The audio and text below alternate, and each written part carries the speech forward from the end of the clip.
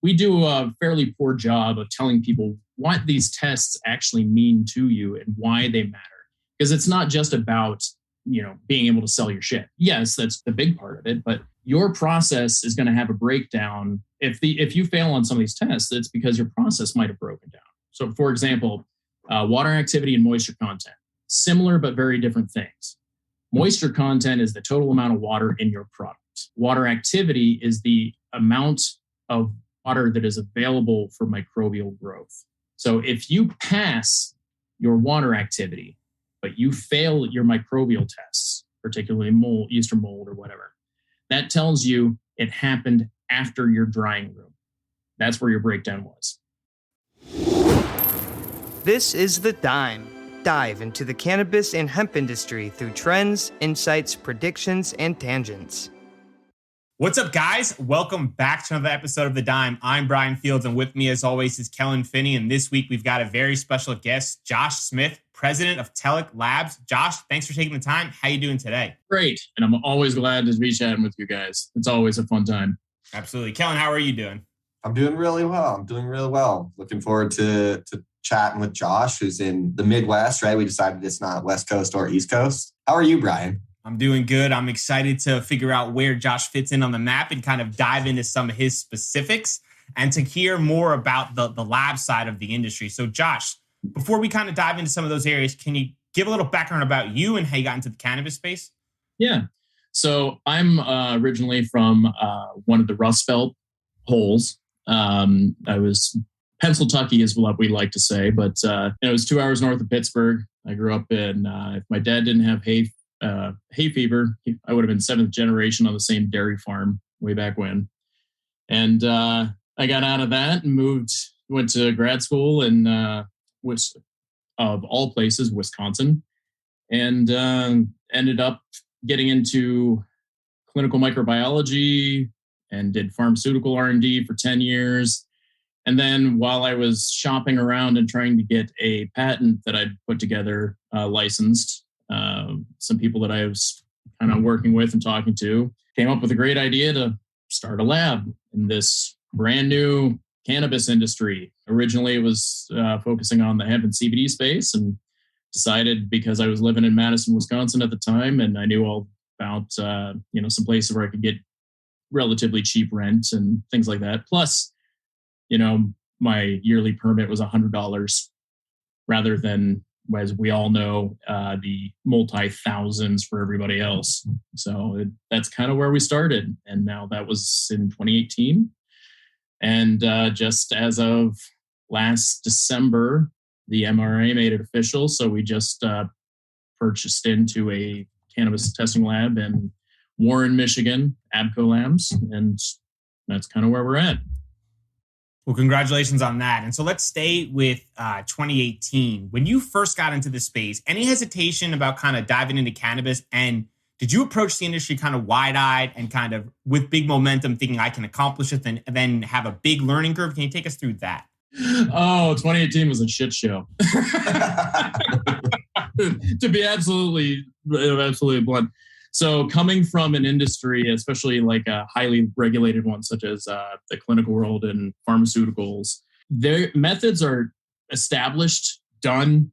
Yeah, I mean, you have everything from the sample transport has been so characterized that every step of every stage has been not standardized, but at least has been characterized so you know what you're going to get. In 2018, there was no published anything for just about anything. And so we had to go through it and literally design all our tests and our testing methods from scratch. Because, of course, no one else wants to tell you how they're doing it because, quote, trade secrets, which is not how that works. Because if you ever get a test done at a hospital, like, for example, if you get a diagnostic test for using PCR in a hospital, in the packet, you get your results. It tells you the exact sequence that was amplified, the exact probe sequence that was targeted, and exactly where at in each chromosome that gene is. And they will tell you everything about it. That's not the way it is in cannabis, as we all know. So I spent a lot of time digging through old FBI crime lab methods and my lab director down in Madison, Megan, we spent a lot of time going through it. It was, and then of course was are you doing total THC? Are you doing Delta 9? Are you doing Delta, THCA? Are you drying it? Are you not drying it? How's this being done? And there was the Delta 9 only states. Oh God, it was just a mess. That'd be exciting, right? Because it's like you're pioneering like scientific research again instead of just following instructions from someone 30 years ago, right? I mean, they're kind of exciting a little bit. Oh yeah, right? No, that's actually a really good point. When I was an undergrad, that was when Sanger sequencing first kind of really came in big. Like you could find people were publishing they would send something in, sequence a gene, and publish a paper, and no one knew what the hell the gene was, what it did, or anything about it, but they published it because they did it. It was one of those big times and those big leaps where just you get this brand new technology. And I never thought I'd see something like that again. Now with cannabis, we have all this technology, but there's been 100 years of a gap in the science of it. And it is a wide open field. I've got a list of probably 35 papers that I would like to kind of work on for, publishing like stability data and just all these different things. It's insane how much is out there to be taken care of and run with. So it's exciting. It's very exciting. Is it daunting at the same time though? It has to be kind of mildly daunting, especially when you're starting off, right? There's so many obstacles and so many paths for you to kind of proceed. And then when you start and you're used to kind of the highly regulated space where there's a path forward, there's instructions, there's details, and you go to open up the space and you're like, where's my reference time? Yeah, it's daunting. I, at heart, even though I've spent a lot of time in the highly, in the clinical side, and I'm actually an R&D guy at heart. Like that to me is fun. Like sitting down, developing the new thing, and this assay development is actually one of my fortes. So it's one side just daunting for the sheer list of things that needs done. So like it's that to-do list that once you check off that one box, all of a sudden you've got 10 others that spawn off of it that you need to fit into. And it can seem overwhelming, and it definitely, there are days, but overall I think it's a very exciting and fun industry to be in. Absolutely. So let's talk about kind of the exchange with the industry and how those conversations take place. Can you take us through, let's say, a normal or standard interaction?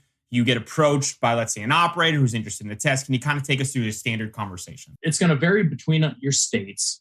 First biggest stepping stone is, does the lab have to go and pick up samples, or can you, such as in the CBD side, can somebody mail it to your lab in a box kind of thing? So usually when somebody comes in, they're like, oh, I want to do this. I need a full panel test. Okay, well, what state and what's your full panel? Because that's going to change. Thank you. Thank you, states, for not making that standard.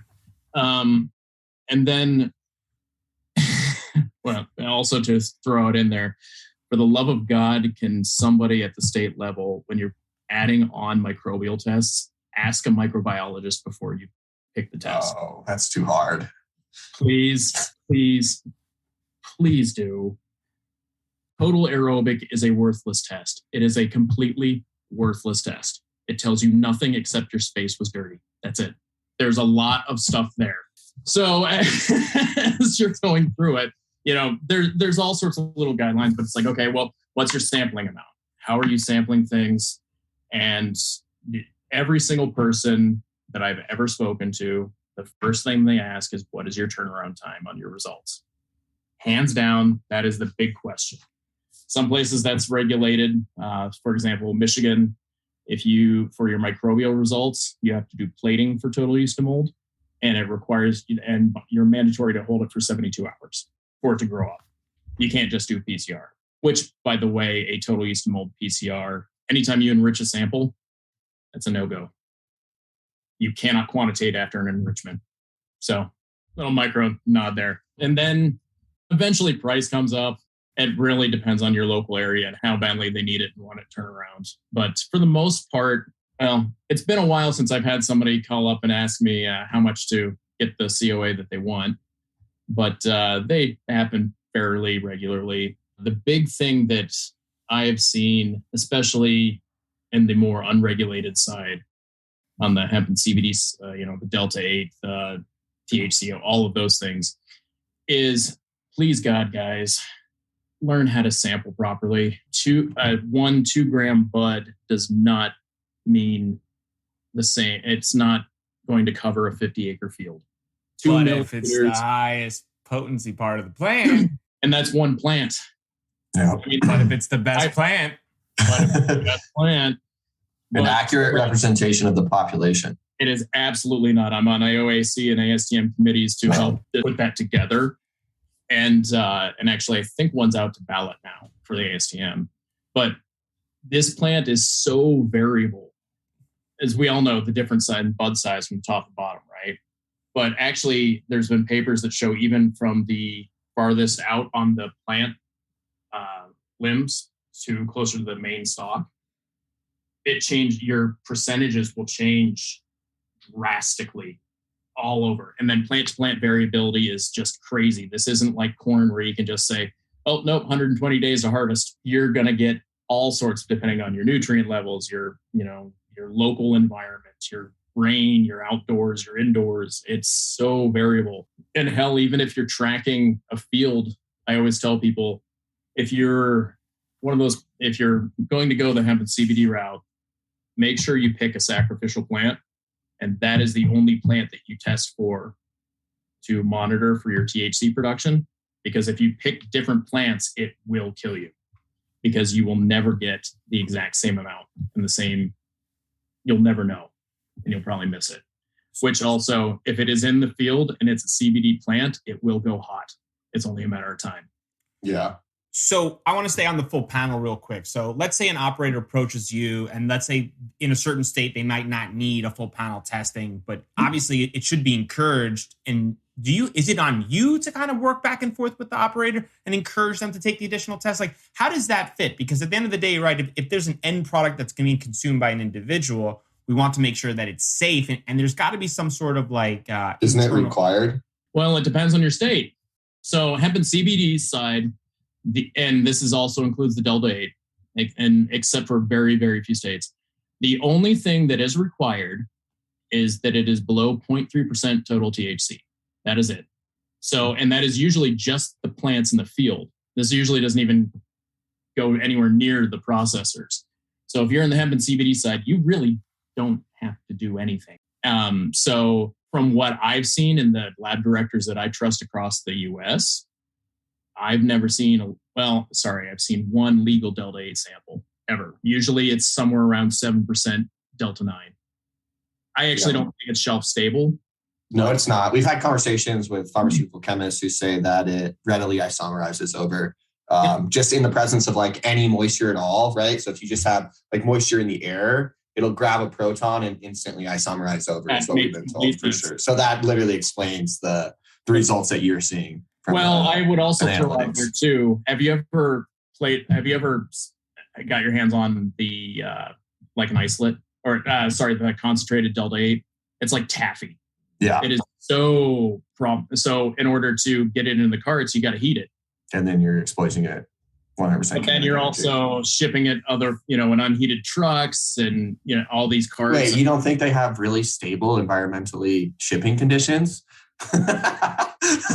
Desert or anything, and then you also have they're all clear tubes as well. I mean, so you're not even keeping them out of the UV light, which breaks things down even remote. So, do you feel like a sense of responsibility though? Because it's got to be kind of challenging for you, where you're doing the tests here, or they're not doing tests, and you're trying to kind of encourage them to take additional steps. Is that a really conflicting balance for you? Yes, because it is a business, right? Right. Yep. And every time somebody fails a test, there's a good chance they won't use you anymore until there's until states start cracking down on labs and actually making sure that they aren't doing funny, shady shit. But I like to tell people that I understand that it costs a lot of money for a test. I mean, in the scheme of things, like in Is it a lot when you're actually looking at anything else? No, your $500 a batch for your test or for your batch of marijuana. In the scheme of things, it's low on the totem pole, but it's an added cost, right? On the hemp and CBD side, where CBD prices are horrible, I really understand that. I think they're starting to climb back up, but I mean, I get it. What I usually will tell people is do what you can. If you're trying to do it right, you can always do one and then break it down. Like if you are making concentrate or you got a distillate, just get a full panel of the distillate once. Then your carts that are coming down from that, you can always point to that distillate COA and say, look, I had it done here. We only did it for here. Like some states mandate what you can do or not. But, occasionally you run into things like in Michigan in 2019, the concentrates were testing fine, but the shoddy vape hardware that people were packaging them in was giving people cadmium poisoning, nickel poisoning, forget which one. And then the other problem is that you have all these people that are trying to skimp on costs, but as soon as federalization comes through, they're going to be so shell-shocked when the testing requirements come through from the FDA and the USDA that they need to start preparing themselves for that kind of thing. Why do you think they're going to be shell-shocked? Especially the FDA side. They do not like to reinvent the wheel. They are a government agency. And, you start looking at stability, expiration dates, right? Any consumer packaged good has to have an expiration date on it. Well, if you want to do that properly, that proper stability study is going to cost you 10 to 20 grand per SKU. They're also going to require actual beginning, middle, and end of lot batch testing. And that E. coli, salmonella, aspergillus is going to turn from 3 into about 15 to 20, and you're going to be your full foodborne panel. So you can do compound selecting, you can do compound batch testing. I mean, it happens in other like meat packing industry, right? They'll take samples from various batches and lots, and they will compound them into a bigger sample. So you can get a lower limit of detection. You don't have to test as much. But all these guys that are thinking they're going to get away with just a $30 potency test better start planning, because it's going to get expensive. And it's going to knock out there are probably going to be grandfathered in rules. If you're just set yourself up like a food grade kitchen and get ready for it. Because as long as you're trying, a lot of times they do kind of give you some leeway. But, if you're not heading towards GMP, which requires all of that batch testing and lot testing and all that, you're going to get left in the dust. Yeah. And I think future-proofing your company, right? I mean, we are aware that this is the testing that occurs in other consumer packaged good industries, right? So like building those into your cash flow statement or your balance sheet, right? From a business perspective, and understanding that you're going to incur those costs. Future-proofs your organization, right? From a COGS perspective. So you may not be paying them now and you may be experiencing higher margins. But like that's what working with someone like you, Josh, can provide an operator, right? Is they can open up this dialogue and be like, okay, when it is fully certified and say it's federally legal, you have that experience from your past life. And so like that's a huge advantage working with someone like you, correct?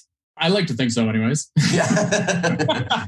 Well, one of those things, and I like to say, and I like to tell the people that we're a partner. Like we're all in this industry together. Yes. I've jumped into the industry too. And if everybody fails, we all go under.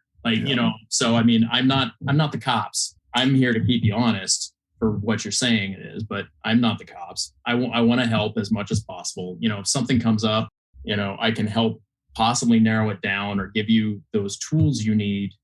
And, there's always ways to work around things and to help out. It really comes down to, are you trying to be shady and do it on the, just make a quick buck, or are you trying to do the right thing?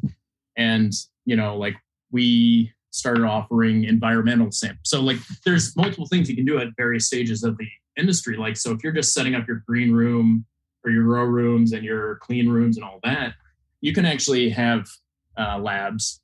Some of them offer it, some of them don't. Go in and do environmental samples. So you can check your, mold counts in your clean rooms before you put anything in. to make sure you have it set up right or your sterilization processes are working right. What a concept, making sure it's clean before you move it. Is there someone in particular you wish heard that, Kellen? No, but I mean, it's so crazy because this is really important. Like, people don't think of these things when they jump feet first into this kind of industry because they're excited, Yeah. Turns out dirty material in, dirty material out. Garbage in, garbage out, right? Yeah, shit in, shit out. Yeah. We all deal with, and a lot of these guys, like, especially from the CBD side and the crash in 2019, corn prices suck. Soybean prices suck.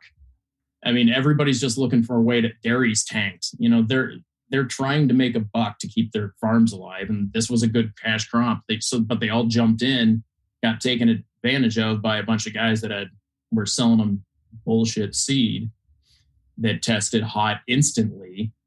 These guys, they didn't know what questions to ask. So I spend probably not as much anymore, but it used to be about half of my day every day would be education, talking to some client, some new farmer, a new grow or whatever, and just walking through steps with them because there's so many, the learning curve on all sides is so steep right away that, if you take it some time and think about these things up ahead, it saves you so much time. But also too, I mean, there's some pretty specialized areas in this. Like, you can tell a lot of the cannabis industry has been chemists, especially on the lab side until now.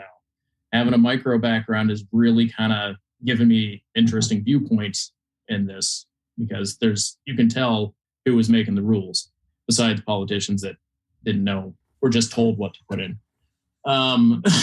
So one of the things that I really enjoyed in our conversations is the value add in the exchange of the relationship with, let's say, your lab and the operator. So for example, if an operator, passes you off a sample and it tested for pesticides, and I gave the example as that, but I know in the past you've kind of worked through back with the operator on how to diagnose that problem. And I'd love for you to share more about that. Yeah, that was actually kind of where I was going to lean into from that last. So I'll just rattle off the test as I'm going through, and you can tell me when to shut up and move on to the next step. Yeah.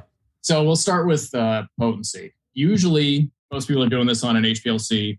Sometimes it's on a gas chromatogram. When you hear that weird, funky conversion rate on it, that 0.877 from an HPLC for the total, that's actually to make it in line with GC, gas chromatograms, mass specs. So when you inject something into a gas chromatogram, it will instantly decarb your THCA into delta 9. So you will not see any acid form of anything. And it's just about 88% effect. Yeah, right about 88% efficiency.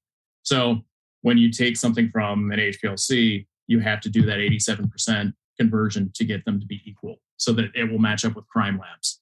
You also can occasionally see things on your HPLC, your potency, where certain food dyes and certain other compounds can mask your potency numbers. Some orange dyes seem to cut your potency in about half. Also, I've seen some flavorings, for whatever God knows reason, I've seen strawberry flavoring in beverages cut potency levels. Can you know why? Can you lean into that a little bit? Can you explain what that means? So basically the orange dye, so an HPLC, when you run it through, it's a liquid column. So high pressure liquid chromatography, which basically means you take a sample, add it into liquid, and put it through a long column that selects for it by size, time, charge, whatever. And so you'll get these peaks at they're called retention times. Well, there's also the detector on it. So you're running at a UV is one detector. So you're running at 220 nanometers usually, somewhere in there. There's 228 level. If you hear a PDA or a DAD, which is a diode array detector, that means you can get a range of wavelengths. That's preferable because it has a secondary confirmation because all your cannabinoids have different peaks. But for whatever reason, at certain wavelengths of light, these dyes will mask and overshadow or under light up certain cannabinoids. So orange dye, or some orange dyes are known to do this. This is also why there's such a problem with getting accurate potency numbers of chocolate. because it masks, I think it's the fats in it, but they mask kind of the true potency number. So that one was a bitch to figure out. So it could be higher. The potency actually could be higher than what the number shows, or it could be lower. Yes, a little of both. It depends on which one it is, but yeah, especially with the chocolate, it's usually the potency will be higher. But there's also sunflower lecithin. Somebody was making a gummy with sunflower lecithin as their binder, and they were coming up about a third short of their potency numbers that they thought. They're like, I'm putting it in. I literally watched them put it into a batch. Calculations, math, everything looked right. I could not get a full extraction on it. I could not get that number. And it always came in about a third low, just whether it was being bound up or who the hell knows. But so if your potency numbers aren't coming out the way they're supposed to, especially in your edibles, look at your formulations and try subtracting some of those ingredients from your formulations first, because you might be fine and perfectly good, but where your lab is getting things tested, or where you're testing things at that lab, they might be using a technology that is masked by your ingredients.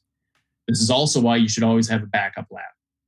Always. Do operators have internal tests in order to kind of validate the results, or in order to like do some of those internal testings that you're talking about? You can, and there are ways to do it. But for example, a cheap HPLC UV is going to run you somewhere around 30 to 40 grand. These certified reference standards that I buy are about $1,000 a month. And, then you have to do your annual preventative maintenance contract, which is 5% of your purchase price every year. Probably need some semi-intelligent human to make sure that it's giving you accurate and precise results. And I mean, this is exactly where, and then you factor in the fact that none of these companies have access to traditional financing, right? And so like all of these create this kind of like mutual synergistic relationship that's required. So like not only are third-party testing labs providing like safety and efficacy testing for the consumer, but you're almost also serving as like a pseudo R&D lab for operators. You know what I mean? And a lot of times, like for metric stuff, like you can do R&D, not officially in the system, right? And we're all about that. I have worked with a lot, especially on the CBD side, but I've worked with quite a number of companies and operators and processors that they're looking to perfect a system. There are ways, if you want to do potency on your own and you are looking for a good way to do it, buy a GCFID, which is a gas chromatogram flame ionization detector. You can get them for dirt cheap, like $5-6 grand. And they're very easy to service. There's almost nothing to break on them. And it doesn't take rocket science to run them. And you just know that if you do that, you're going to have to do all the background. You're going to have to make sure it's working properly. You're going to have to do all of the steps that we do normally. But it's also not going to be the official test. So you can do in-house testing, but it still has to go out for compliance, as it should. I mean, you shouldn't be able to do your own compliance testing. I mean, that's a little bit of a conflict of interest. You don't trust me? Do you trust I swear. No, it's always 99%. I swear. I'm from a place where banjos play. I don't trust anybody. So, Josh, staying on that topic, is potency still king? As of right now, it is. It shouldn't be, but it is. What should be king? Okay, there's a two-part answer to this, and that still ties back in with what you were saying, or with a different test. So there have been studies done and that show 16 to 18% potency is the sweet spot. Anything above that seems to max out your receptors. You just get there faster, is basically what happens from these papers. There's all sorts of anecdotal stuff. And quite frankly, until I see it in a journal, does it lead me to believe certain things? Yes, but until you can prove it. There's also, whenever you take a blind judging and you don't show them the COAs firsthand, a 16 to 18% will win hands down as long as it's got a good terpene profile. And really, when it comes down to it, and this is my take on it, terpenes are the most undervalued, underutilized test that you can get, it is your marketing. It is absolutely hands down. That is your marketing. When you go to a dispensary nowadays and the consumer cannot actually, most of them are uneducated, right? They know I'm going to buy some pot and I want to get high. That's all they know. So they just go for the highest THC because they want the most for their money. But look at alcohol. You can buy grain alcohol, moonshine, but most people don't because it tastes like ass. That's really what it is. People want to go for a good barrel-aged whiskey with all those flavors and aromas. You know, talk to any IPA drinker and hear about your bricks, your hop, your IBUs, the 5 different types of hops that they pulled out of some German's backyard. You know, I mean, the whole thing. And this comes down to also as the industry grows and federalization comes in and the big boys come in, your Winston-Salem, your Anheuser-Busch kind of type people, they're going to beat you on potency. They can mass produce like mad. You got to take the small craft brewery, craft winery route if you're going to survive, because you cannot beat them on their margins. You cannot. They're just too big. Their economy of scale is too far gone. So take those terpene profiles and treat it just like whenever you go to the liquor store and you go to buy a bottle of wine and they have those little description cards sitting there. That is what you need to do, and that's how you sell it to your people. You know, Are you ready for liftoff? Don't miss Canada's #1 cannabis conference and trade show, Lift & Co. Expo, coming this May 12th to the 15th to Metro Toronto Convention Centre. Level up your industry intel at the Lift Cannabis Business Conference. Plus, connect with movers and shakers from across the cannabis industry and preview new products and services from 250 plus exhibitors. Plus, everyone loves LiftCo, Expo's prizes, live music, and more. Visit liftexpo.ca for tickets. That's liftexpo.ca. Notes of, you know, if it's limonene, pinene, and myrcene, you know, citrus flavor and aroma with hints of, you know, XYZ and a peppery finish, right? You know, a piney notes and a peppery finish. There you go. That will give you something. I have a friend that used to work as a liquor distributor, and he said as soon as they put those cards up, sales of that wine went through the roof. But it's because people, even if it's wrong, because most of those labels are bullshit, he even said, he's like, most of these are just somebody typed those up. You know, it's the monkey and Shakespeare kind of thing. Is that even though they could be wrong, it still gives somebody something to think about. Yeah. You know, I actually knew somebody that was planning on taking a gummy and with no THC in it and adding the exact blend of terpenes that was in his flower and then giving that to bud tenders so that they could give that to them and say, hey, this is the terpene profile of this bud. Here, try it. See if you like it. Just another way to kind of think. But really, that's where the education is going to come down the road. I mean, really, that to me is the test. I mean, that is the one that makes you the money. What is one concept or statistic that an industry operator wouldn't know from your experience operating a lab? I don't think we got enough time for all of that. I'll go with the easiest one. If you grow outside, you will fail yeast and mold, hands down. Also, on the CBD side, if you're going to be below 0.3%, 10% CBD is your max. It's at that point, it's math. So anytime you go to a CBD shop and you see 20% CBD on that flower, that's marijuana. What areas do you see growing in testing importance over the next 5 years? Couple, actually, I'll spin this back to those tests and what they mean, and I'll run through these really quick. Pesticides are simple, right? But be careful. If you're testing semi-high for a pesticide and you don't use them, it could be because it's your clones. Mycobutanol is known for this. Whereas if you have it in your clones, it will propagate through and you'll never test positive. I do think the specific test, I think you're going to see those panels grow. And for things like heavy metals. So if you're seeing lead, your water filters are going bad. Chances are it's not in your soil. It's most likely bad pipes in your water. Arsenic. Are you growing in rock wool? If you have, check your lot numbers, because sometimes they source from volcanic places and you're going to get higher arsenic in your rock wool. Also, if you got rat traps anywhere else in your grow room, you could be picking up the arsenic from it.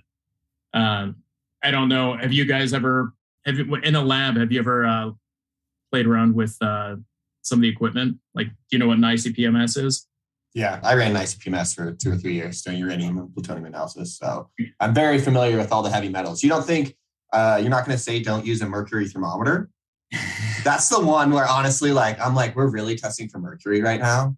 Like what? Yeah, I mean, I understand it's very dangerous, right? Like that's a heavy metal, right? But like, if we're gonna throw, might as well test for uranium. What else is dangerous, right? Like, God, all right, that's why I had to do just one little soapbox moment. Oh, right? no, I agree with really?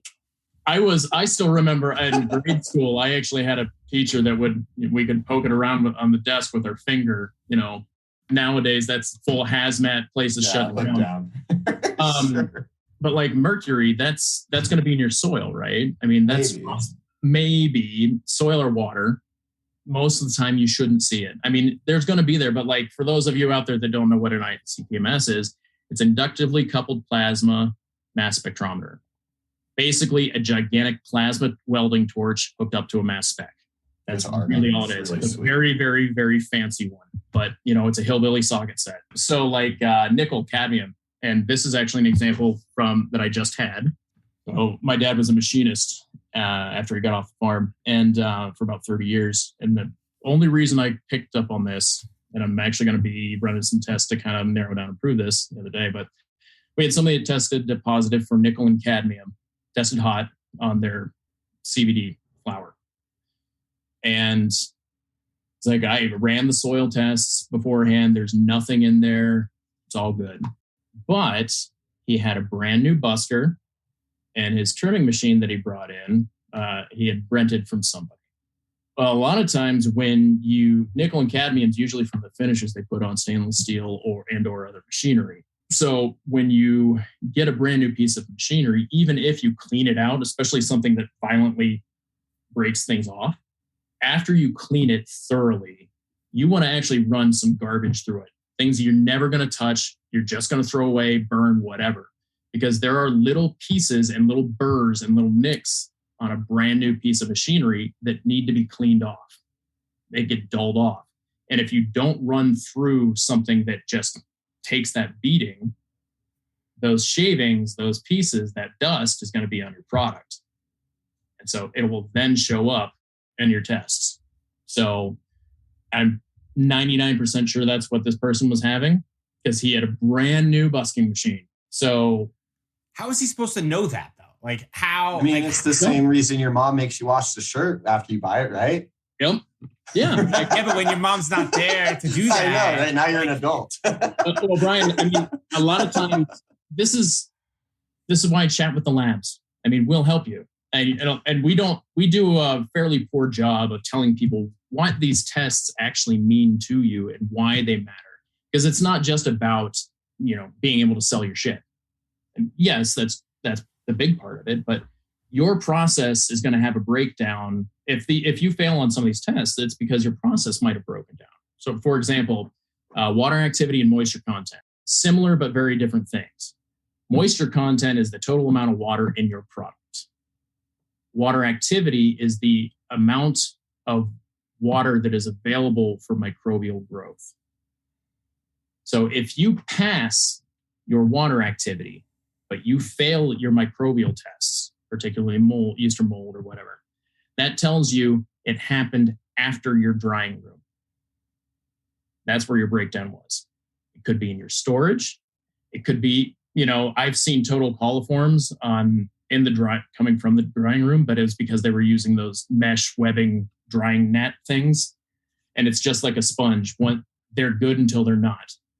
They tell you never put a sponge through the dishwasher because it only gets nastier faster. It's the same exact thing. No matter how much, if it's porous, you can only clean off the surface. You will never get the bacteria that have migrated into the surface. How many people get that results from you and understand exactly where to pinpoint, let's say out of 100? Well, I would say mostly because now I'm the one explaining it to them after they call them. But hypothetically, though, if let's say out of 100 people, they get the results from you, how many of those 100 would know where to start and where to focus on? Like 10%. Yeah. 10%? 10% maybe, especially on the bacterial stuff. If it's yeast and mold, it is almost always your HEPA filters and your ventilation are going bad. It looks like you're like, where's Waldo, right? He's like, where do I even start? He's like, well, this is quite a problem we have now. Well, and a lot of times it's all about your airflow. Think about like if you grow tomatoes, right? They tell you to take the leaves off the bottom of the plant so that you can get airflow back and forth. Otherwise you get blight and mold growth. Same thing with cannabis. Look at your grow rooms with the fans on. Are there dead spots? Because your overall room might be getting enough airflow, but those dead spots aren't. They're going to have microclimates. So if they're also going to be higher humidity. And so those plants can infect other plants. Also, it's best if really what you should do is buy a $15 anemometer off of Amazon. A cheap one works just fine, just to give an idea, and check in various spots around your grow rooms. And then also don't buy from a cannabis vendor. You don't want to pay the cannabis tax. Go to a cheap farm supply company. Get one of those gigantic ass fans that they use to blow up and down the barn aisles, and put that in your grow room at pot level, not at canopy level, pot level. So you can get more airflow through your plants as they're growing rather than just coming in from the top. That will help with your yeast and mold problems. So for tests, as things grow and where I see things expanding, plant-wise, I think you're going to see a lot more yeast and mold being tested for. You're going to have people starting to pick up on like hop latent viroid, which we test for. It's an RNA PCR, which RNA is a pain in the ass. In grad school, and my first job out of grad school, you would mark off with tape your corner if you're doing RNA work.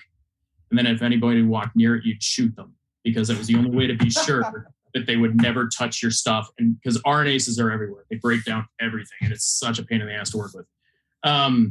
But you're going to see, as we characterize the plant more and we find out what we should actually be testing for. Because, here in flyover country and up in the Rust Belt, you're going to look for different microbials than you would in the desert, in Arizona, in California, in Tennessee, and they're all going to be different. And so that's going to change to be a more regional thing. The consumer packaged goods side, that's going to increase on your microbials, hands down. You're going to be looking at a 15 to 20 foodborne panel, just like in every other industry under the sun.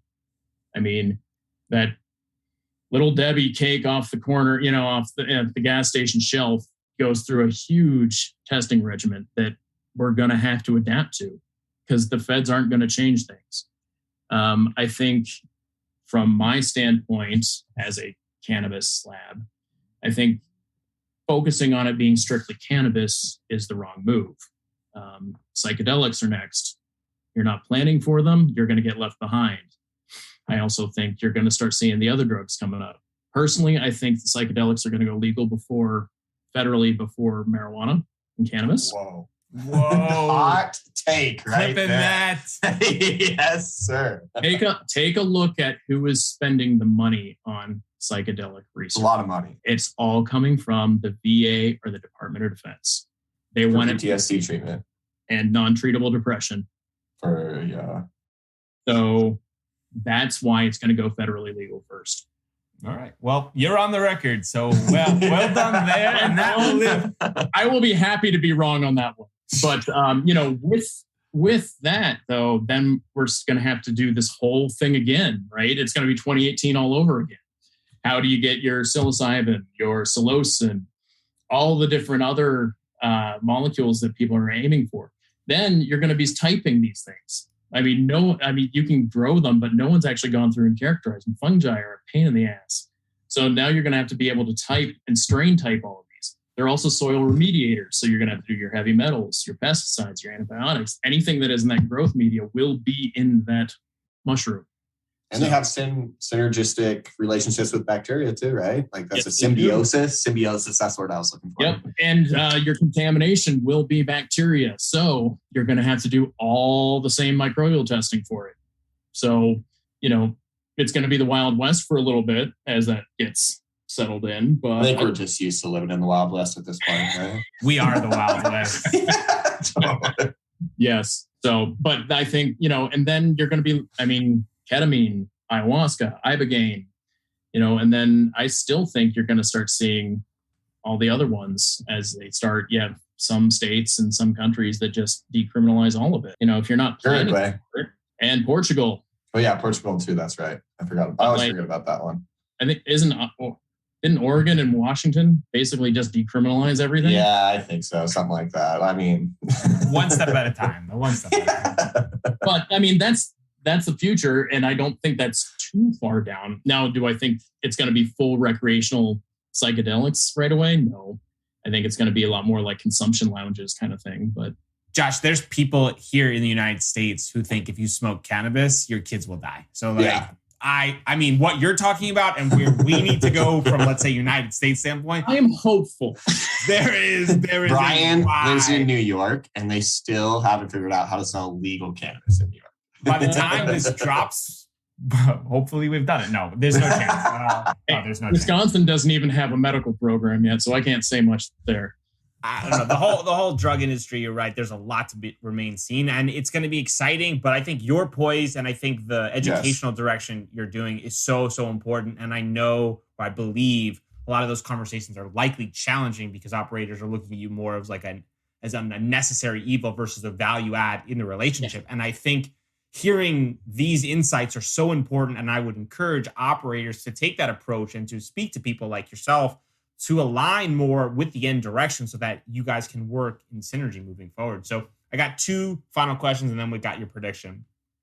Since you've been in the cannabinoid industry, what is the biggest misconception? Surprisingly, that hemp and CBD is still cannabis. Like, people don't put together that it's all the same plant. It's just one is it's like petunias. One's got a blue flower, one's got a red flower. They're the exact same plant. And that was a good description. I haven't heard it. That was really good. I like that. Yeah. Petunias. I'll remember that one. I like the same but different. Yeah, same but different. I try to, when I talk to people now, I try to say high THC and low THC cannabis. Smart. To try to move things that way. That would freak people out here in New York. I think a majority of people would be like, I understand. Am I going to get high or not? And you're like, that's not really the threshold for a thing. All right. If you could sum up your experience in a main takeaway or lesson learned to pass on to the next generation, what would it be? If you're just looking to jump into this industry to make a buck, don't. Especially if you're looking to start your own business. And this is kind of the whole thing. If you're just looking to start a business to make money, there's always easier ways to do it, right? But especially in an industry that is still growing this much, that regulations can change on a dime from state to state, you really got to have a strong stomach, and you really, really got to have to want to be in this industry. Otherwise, it's going to chew you up and spit you out really quick. That's really well said. Yeah. All right. Prediction time. Josh, I've dropped you off in Washington, D.C. You're in charge of everything right now. You can implement, change, or influence any one policy to help move the cannabis industry forward. What would you change? Deschedule it. Hands down. That's it. You want to make things easier? Deschedule it completely. Because if you put it into where they were talking about it, moving the Schedule 2, that puts it into the pharmaceutical industry. And then, they've already got this figured out. So who's they? I haven't figured out. A few pharma places. So I'm not going to name names on this one, but you can look this one up pretty quick. If I were in pharma and I were looking to jump on this train, which everybody expects them to be doing, they don't want to deal with plants. They don't want to deal with farmers. They don't want to deal with any of the inconsistencies. If I was going to do it, I would do it just like they do insulin. I would clone the genetic machinery for creating cannabinoids into a yeast vector, which I could then put into a 5,000 liter vat fermenter, grow it up to a massive cell density, toss in an induction molecule, and then spin out the yeast. And I have almost completely 100% pure cannabinoid. There are 2 companies now that are multi-billion-dollar lawsuits for that exact technology because it's finally came out. Fighting over the synthases right now, right? That's what they're doing? You're fighting over the yeast vector. Who did it first? One was a British company partnered in the U.S., and I think the other one was a Canadian company partnered in the U.S. Yeah, Altria owns one of them. I'll drop the names. I mean, metabolic engineering is like a little heartstring you just plucked for me because that was my background, right? Is metabolic engineering. So gotcha. Yeah. I mean, so that's how I do it, and they did it. So again, with that whole trying to compete with those guys, you're not going to, because they can. The cost for them to produce that single vat is 1/10 or less of what it costs you to have a grow for everything. So they are going to beat you. Do you think that helps drive down the end price of these products? Like, do you think that the consumer ultimately wins in some areas on there because the price decreases, or you think it kind of levels out and their margin just raises? Because it's pharma, they're going to lock it under a patent and they're going to keep the price high forever on that one. And I say this lovingly coming from pharma. And a guy with a few patents. Well, Kelly hates you now. Oh, that was a pain in the ass. That process, 4 years, I think, for me, for the one of them. But eventually, yes, that will bring prices down. But this is where the entourage effect, this is where the terpenes, this is where all those other molecules that are part of that plant come into effect. Again, if you want a good comparison, you've got your 100 proof barrel-aged 12-year whiskey with all of those extra notes and aromas. The experience where you add that drop of water to really let the oils bloom, compared to Hamm's, PBR, Bud Light. In Wisconsin, we call them mineral water. It's shit and it gets the job done, but you're not enjoying the process very often, right? I think it was the founder of Dogfish Brewing like to say that if you can't drink your beer warm, it's shit beer. I can drink a warm PBR on a river, though. I'm just on a river is one thing, though. And if that's your only option, or Rhineland, or over in New York, you might have American over there, or Iron City. I'm sure you've seen. Keystone the Black. Beast. There you go. We'll go with Beast. That's a good universal one. Milwaukee's best. It is horrible. It tastes like garbage. It tastes like it's warm all the time. Well, thanks. It may not be the best. Thanks for sponsoring this podcast. Milwaukee's best. So, Josh, for our listeners who want to get in touch, they've got questions and they want to know how you can help them, where can they reach you? Either at teliclabs.com. That's TELICLABS.com. My email address is just jsmith@teliclabs.com. And I spend my days between Madison and Detroit. So it's a crapshoot to find me in person, but most likely it'll be in Detroit for a while. Awesome. Hopefully, I'll also be on presenting at the Analytical Cannabis North American Expo here in a couple of weeks. And anytime you guys want to bother having me back on, I'm sure I can find me around. Absolutely. Yeah, we'll definitely do that. Thanks so much for your time, Josh. I'll link it all up in the show notes. Oh, absolutely.